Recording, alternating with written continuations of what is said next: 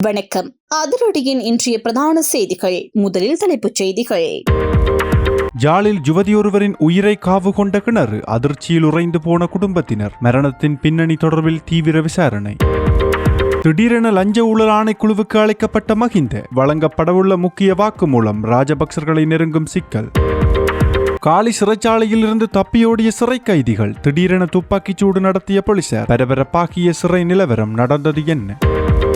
களுத்துறை கடற்கரையில் மிதந்த பெண்ணொருவரின் சடலம், மர்மமான முறையில் உயிரிழப்பு, ஆரம்பிக்கப்பட்டுள்ள அவசர விசாரணை. யாழில் கசிப்பு விற்பனையில் ஈடுபட்ட பெண்ணை திடீரென சுற்றி வளைத்த போலீசார், மீட்கப்பட்ட பொருட்கள், காலகாலமாக இடம்பெற்று வந்த செயற்பாடு. 2.5 மில்லியன் டாலர் மோசடி வழக்குக்குள் களமிறங்கும் அமெரிக்காவின் புலனாய்வுத்துறை, அடுத்தடுத்து கசியப்போகும் உண்மைகள், அனுர தரப்பு வெளியிட்ட தகவல். நாட்டை அதிர வைத்த மற்றுமொரு பெரும் மோசடி பின்னணி, திடீரென விடுதியொன்றில் சுற்றி வளைக்கப்பட்ட நூற்றுக்கணக்கான வெளிநாட்டவர்கள், பரவலாக பாயும் விசாரணை. அன்றைய ஈஸ்டர் தாக்குதலுக்கு முன்னதாகவே கிடைத்த எச்சரிக்கை, விசாரணையில் கிடைக்கப்பட்ட முக்கிய வாட்ஸ்அப் ஆதாரம், வெளியான திடுக்கிடும் தகவல். நாட்டை அதிர வைத்த பிக்குகளின் போதை கடத்தல், சரணடைந்த தொழிலதிபர், சம்பந்தப்பட்டுள்ள பிரித்தானிய நாட்டவர், விசாரணைகளில் அடுத்தடுத்து கசியும் திடுக்கிடும் தகவல்கள், அதிரடி காட்டிய சிஐடி. எரிபொருட்களின் விலை அதிகரித்ததன் விளைவு, அடுத்தடுத்து உயரும் பல்வேறு கட்டணங்கள், தற்போதைய எரிபொருள் கையிருப்பு தொடர்பிலும் வாகன இறக்குமதி தொடர்பிலும் வெளியான தகவல்கள். யாழ் வட்டுக்கோட்டையில் இடம்பெற்ற வாள்வெட்டு சம்பவம், கைகலப்பாக மாறிய வாய்த்தர்க்கம், பெண்ணுக்கு நேர்ந்த சோகம். தொடர்பான விரிவான செய்திகள். விரிவான செய்திகளுக்கு செல்ல முன்னர் இது போன்ற செய்திகளை உடனுக்குடன் அறிந்து கொள்ள எமது அதிரடி சேனலை சப்ஸ்கிரைப் செய்து கொள்ளுங்கள். காலி சிறைச்சாலையினுள் துப்பாக்கிச்சூடு சம்பவம் ஒன்று நேற்று பிற்பகல் இடம்பெற்றுள்ளது. இந்த சம்பவம் சிறைச்சாலையிலிருந்து 2 கைதிகள் தப்பியோட முயன்ற போது இடம்பெற்றதாக போலீஸ் ஊடகப் பிரிவு தெரிவித்துள்ளது. போதைப் பொருள் குற்றச்சாட்டில் கைது செய்யப்பட்டு விளக்கமறியலில் வைக்கப்பட்டிருந்த நிலையில் அவர்கள் தப்பிச் செல்ல முயன்றதாக கூறப்படுகின்றது. இந்த நிலையில் சிறைச்சாலை அதிகாரிகள் மேற்கொண்டு துப்பாக்கிச் சூட்டில் கைதி ஒருவரின் தோள்பட்டை பகுதியில் காயம் ஏற்பட்டுள்ளது. காயமடைந்து கைதி சிகிச்சைக்காக காலி கராப்பட்டிய வைத்தியசாலையில் அனுமதிக்கப்பட்டுள்ளார் என தெரிவிக்கப்படுகின்றது. களுத்துறை தெற்கு கடற்கரையில் ஆசிரியர் ஒருவரின் உடல் கண்டெடுக்கப்பட்டுள்ளதாக களுத்துறை தெற்கு காவல்துறையினர் தெரிவித்துள்ளனர். கடுமையான மனக்கசப்பின் காரணமாக குறித்த ஆசிரியர் வீட்டை விட்டு வெளியேறி இருந்ததாக ஆரம்ப தகவல்கள் தெரிவிக்கின்றன. உயிரிழந்தவர் பண்டாரகம கணத்குடவை பகுதியைச் சேர்ந்த நதிஷானி தரங்கிம அமரநாயக்கு என்று 42 வயதுடையவர் என அடையாளம் காணப்பட்டுள்ளார். அவர் மொரககையின மகா வித்தியாலயத்தில் ஆரம்ப பள்ளி ஆசிரியராக பணியாற்றி வந்ததாகவும் தெரிவிக்கப்படுகின்றது. இவர் ஒரு குழந்தைக்கு தாயாக இருப்பதுடன் அவரது கணவர் ஹோமாகம மஹிந்த ராஜபக்ச வித்தியாலயத்தில் தலைமை நடன ஆசிரியராக பணியாற்றி வருகின்றார். இந்த சம்பவம் தொடர்பான களுத்துறை தெற்கு காவல்துறையினர் மேலதிக விசாரணைகளை முன்னெடுத்து வருகின்றனர். யாழ்ப்பாணத்தில் கிணற்றில் தவறி விழுந்து யுவதி ஒருவர் உயிரிழந்த சம்பவம் பதிவாகியுள்ளது. இந்த சம்பவம் கடந்த மே 1ஆம் தேதி இடம்பெற்றதாக தெரிவிக்கப்படுகின்றது. ஊர்காவல்துறை மெளஞ்சிமுனை பகுதியைச் சேர்ந்த அனீஸ்வரன் மேரி அபிநயா என்ற 19 வயதுடைய யுவதியே இவ்வாறு உயிரிழந்துள்ளார். இவர் இளவாலை திருக்குடும்ப கன்னியர் மடத்தில் கடந்த 3 மாதங்களாக பணியாற்றி வந்த நிலையில் தவறுதலாக கிணற்றில் விழுந்துள்ளதாக தெரிவிக்கப்படுகின்றது.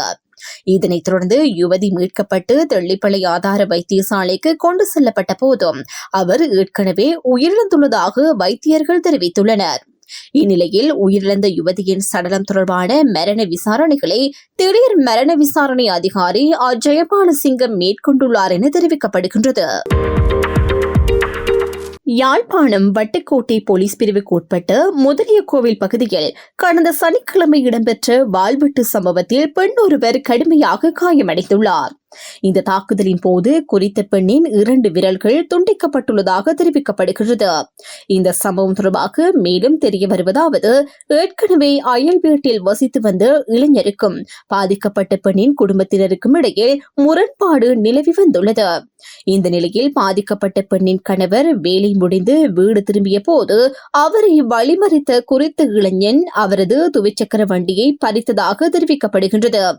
இதனைத் தொடர்ந்து சம்பவத்தை தனது மனைவியிடம் தெரிவித்த கணவரின் தகவலை கேட்ட பெண் அந்த இளைஞருடன் வாய் தர்க்கத்தில் ஈடுபட்டுள்ளார். அந்த நேரத்தில் குறித்த இளைஞன் வாளால் தாக்குதல் நடத்தி பெண்ணை கடுமையாக காயப்படுத்தியதாக கூறப்படுகின்றது. வாள்வெட்டில் படுகாயமடைந்த அந்த பெண் அவசர நோயாளர் காவு வண்டி மூலம் யாழ்ப்பாணம் போதனா வைத்தியசாலைக்கு கொண்டு செல்லப்பட்டுள்ளார். மேலும் இந்த தகவலை நடத்தியதாக சந்தேகிக்கப்படும் இளைஞனுக்கு எதிராக ஏற்கனவே பல வழக்குகள் உள்ளதாகவும் தகவல்கள் தெரிவிக்கின்றன. இந்த சம்பவம் தொடர்பாக வட்டுக்கோட்டை போலீசார் மேலதிக விசாரணைகளை மேற்கொண்டு வருகின்றனர். யாழ்ப்பாணத்தில் நீண்ட காலமாக சூட்சுமமான முறையில் கசிப்பு வியாபாரத்தில் ஈடுபட்டு வந்ததாக சந்தேகிக்கப்படும் 2 கைது செய்யப்பட்டுள்ளனர். நாயன்மார்கட்டு பகுதியை சேர்ந்த பெண்ணொருவரும் ஆணொருவரும் இவ்வாறு கைது செய்யப்பட்டுள்ளதாக தெரிவிக்கப்படுகின்றது. இந்த நடவடிக்கையின் போது சந்தேக நபர்களிடமிருந்து 20 போத்தல் கசிப்பு யாழ்ப்பாணம் காவல்துறை போதைப்பொருள் தடுப்பு பிரிவினரால் கைப்பற்றப்பட்டுள்ளது. மேலும் இந்த இருவரும் அந்த பகுதியில் நீண்ட காலமாக கசிப்பு வியாபாரத்தில் ஈடுபட்டு வந்துள்ளதாக காவல்துறையினர் தெரிவித்துள்ளனர். இதனையடுத்து கைது செய்யப்பட்டு சந்தேக நபர்களை யாழ்ப்பாணம் நீதவான் நீதிமன்றத்தில் முன்னிலைப்படுத்துவதற்கான நடவடிக்கைகள் மேற்கொள்ளப்பட்டுள்ளதாக தெரிவிக்கப்படுகின்றது. முன்னாள் ஜனாதிபதி மஹிந்த ராஜபக்ச மற்றும் முன்னாள் அமைச்சர் பிரியங்க ஜெயரத்ன ஆகியோரை லஞ்சம் மற்றும் ஊழல் விசாரணை ஆணைக்குழுவில் முன்னிலையாகுமாறு அழைப்பாணை விடுக்கப்பட்டுள்ளது. ஸ்ரீலங்கன் ஏர்லைன்ஸ் நிறுவனத்தின் ஹேர்பஸ் விமான கொள்முதல் தொடர்பான ஊழல் குற்றச்சாட்டுகள் குறித்து வாக்குமூலம் வழங்குவதற்காக வரும் மே 12 அவர்கள் ஆணைக்குழுவில் முன்னிலையாகுமாறு அறிவிக்கப்பட்டுள்ளது. இந்த விவகாரம் தொடர்பான விசாரணைகள் தற்போது தீவிரமாக நடைபெற்று வருகின்றன. இந்நிலையில் ஸ்ரீலங்கன் ஏர்லைன்ஸ் நிறுவனத்தின் முன்னாள் தலைமை செயல் அதிகாரி கபில சந்திரசேன ஏற்கனவே கைது செய்யப்பட்டு அவருக்கு எதிராக சட்ட நடவடிக்கைகள் முன்னெடுக்கப்பட்டு வருகின்றன. மேலும் குறித்து விமான கொள்முதல் ஒப்பந்தத்தின் போது பாரிய அளவிலான நிதி முறைகேடுகள் இடம்பெற்றதாகவும் அந்த நிதி அரசியல் பிரமுகர்கள் உள்ளிட்ட பல தரப்பினருக்கு லஞ்சமாக வழங்கப்பட்டதாகவும் நீதிமன்ற பதிவுகள் மூலம் தெரிய வந்துள்ளது. இந்த பின்னணியில் மேலதிக விசாரணைகளை முன்னெடுக்க அந்த அழைப்பாணை விடுக்கப்பட்டுள்ளதாக தெரிவிக்கப்படுகின்றது.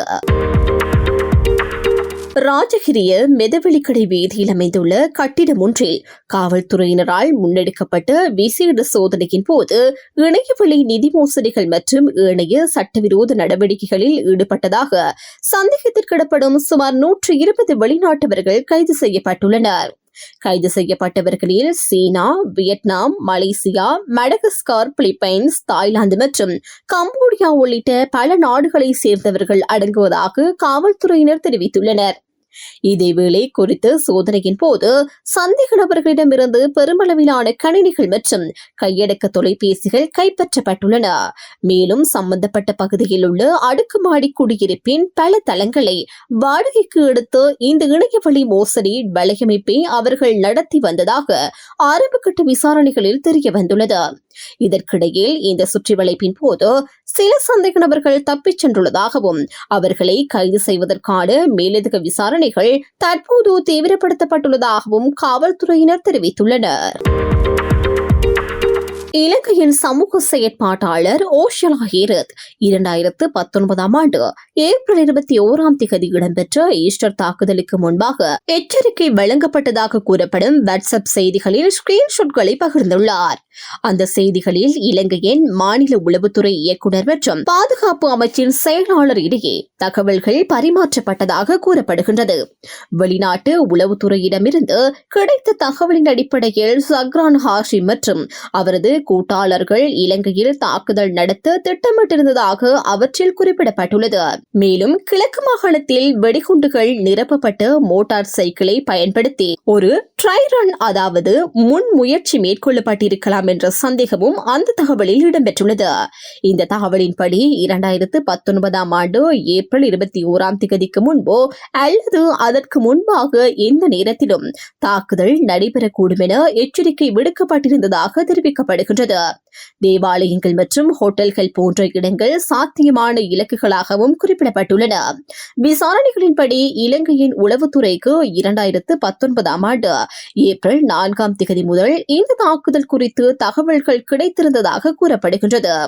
இதனுடன் தொடர்புடைய தகவல்கள் நாடாளுமன்ற தேர்வுக்குழுவில் முன்வைக்கப்பட்டுள்ள காலவரிசை அடிப்படையில் 2019 ஏப்ரல் 4 வாட்ஸ்அப் மூலம் தாக்குதல் தொடர்பான முதல் உளவு தகவல் பெறப்பட்டது. அதனைத் தொடர்ந்து ஏப்ரல் 5 எழுத்து மூலம் தகவல் கிடைத்தது. 2019 ஏப்ரல் 7 அப்போதைய தேசிய உளவுத்துறை தலைவர் சிசிர மெண்டிஸிற்கு தகவல் தெரிவிக்கப்பட்டது.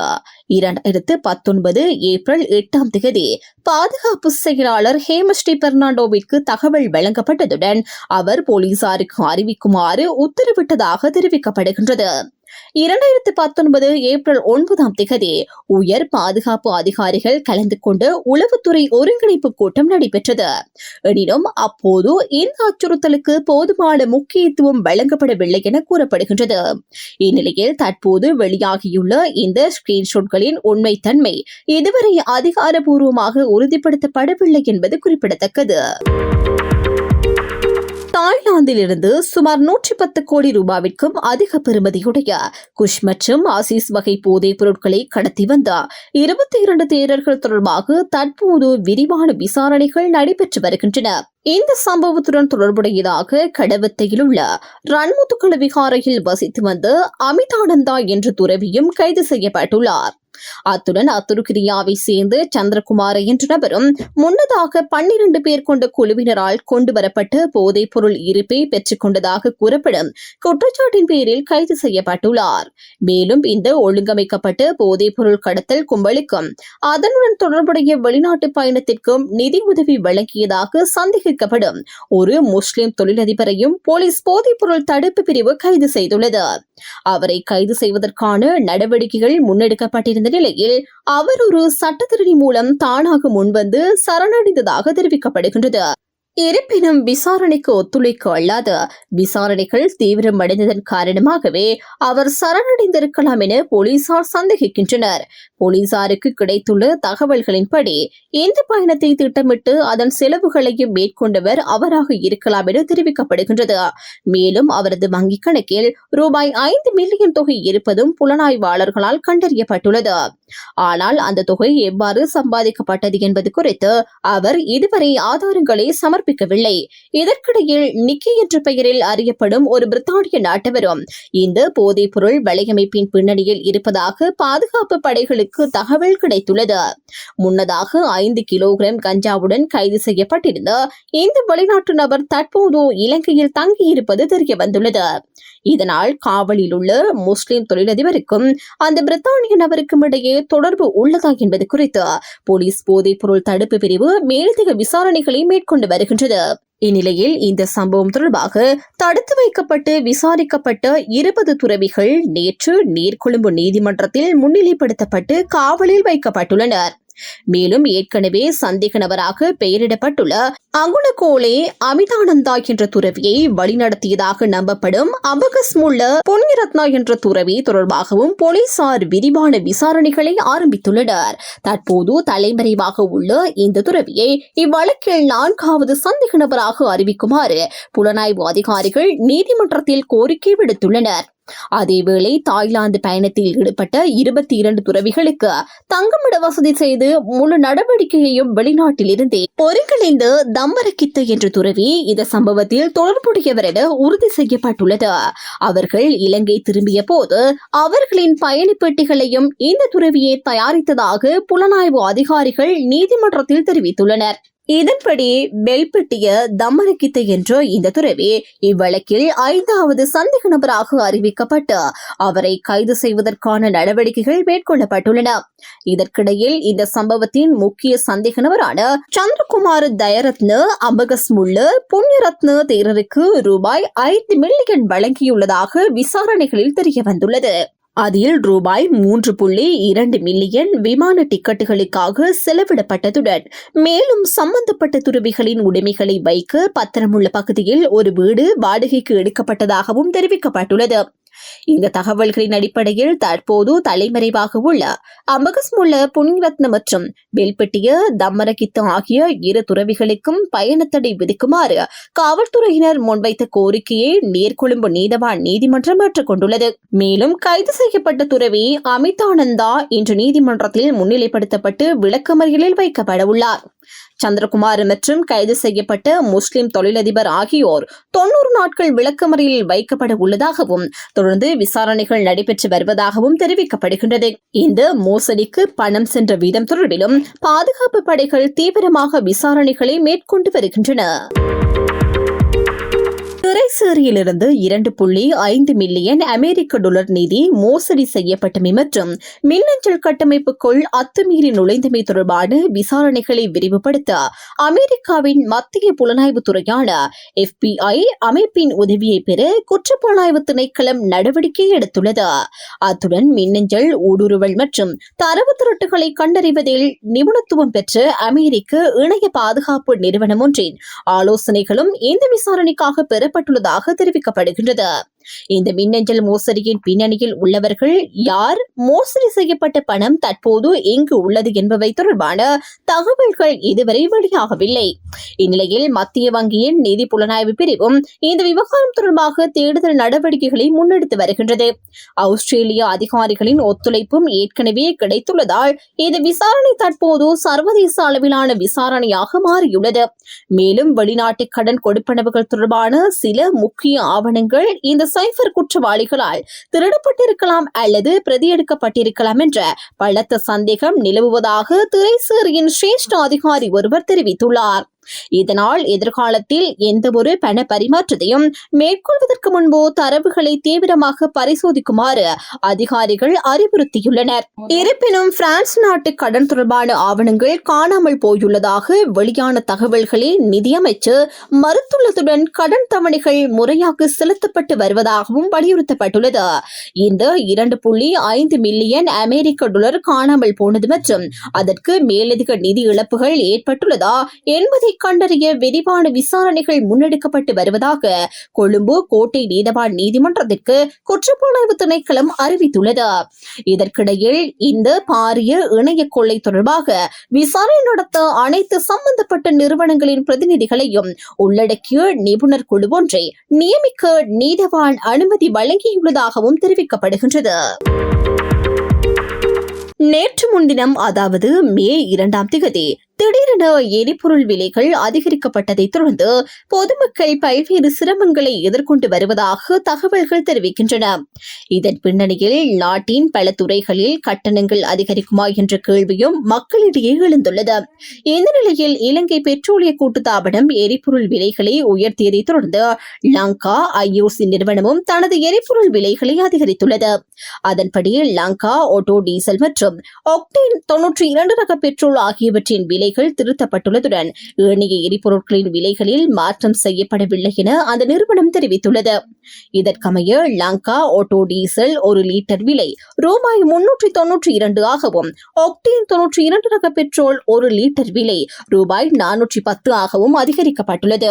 இந்நிலையில் எரிபொருள் விலையில் மாற்றம் ஏற்பட்டிருந்தாலும் தற்போது பேருந்து கட்டணங்களை திருத்த முடியாது என இலங்கை தனியார் பேருந்து உரிமையாளர்கள் சங்கத்தின் தலைவர் கெமனோ விஜயரத்ன தெரிவித்துள்ளார். நேற்று நடைபெற்ற ஊடகவியலாளர் சந்திப்பில் உரையாற்றிய போது அவர் இந்த கருத்தை வெளியிட்டார்.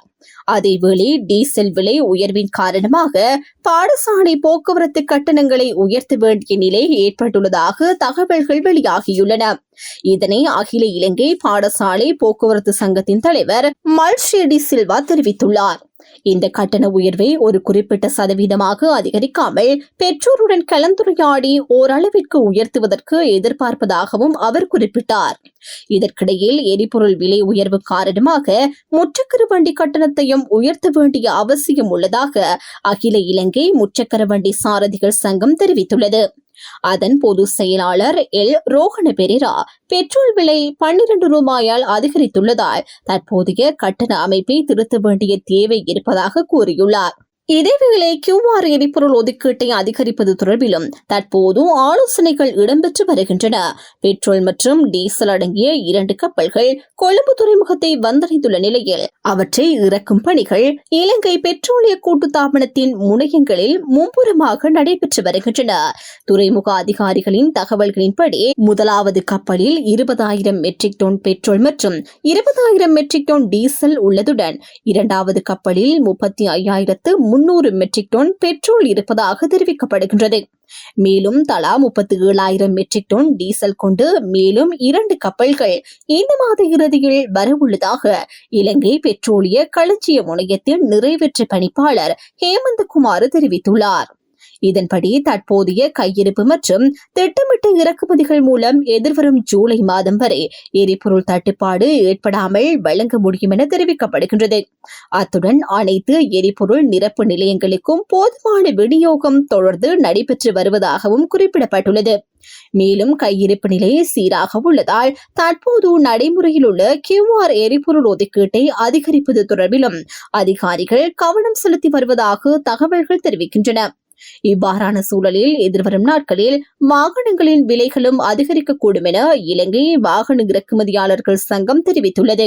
அதன் தலைவர் பிரசாத் மாலகே அமெரிக்க டாலருக்கு எதிரான இலங்கை ரூபாயின் பெறுமதி குறைந்துள்ளதே இதற்கான முக்கிய காரணம் என சுட்டிக்காட்டியுள்ளார். இத்துடன் அதிரடியின் இன்றைய பிரதான செய்திகள் நிறைவடைகின்றன. எமது செய்தி தொடர்பான உங்களுடைய கருத்துக்களை மறக்காமல் கமெண்டில் பதிவிடுங்கள்.